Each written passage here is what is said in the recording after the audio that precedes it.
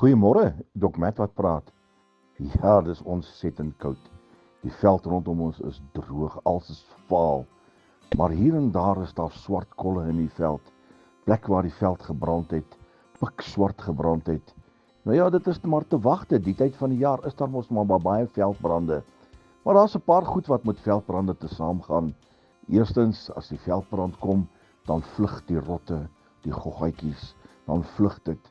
En ek wil vir u sê vanoggend, in u eie lewe moet ons partykeer toelaat dat die vlamme van die Heilige Gees net bietjie deur ons lewens brand, dat ons lewens weer kan skoonkom voor die koning van konings.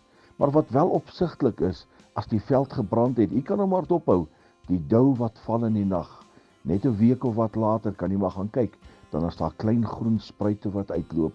Nou ek wil u vir u verseker, as u gaan toelaat dat die vlamme van die Heilige Gees deur u lewe brand, dan gaan u benat word met die soete gees van God en dan gaan nuwe lewe voortkom, nuwe spruite gaan uitspruit, 'n nuwe lewe wat dan begin in Jesus naam.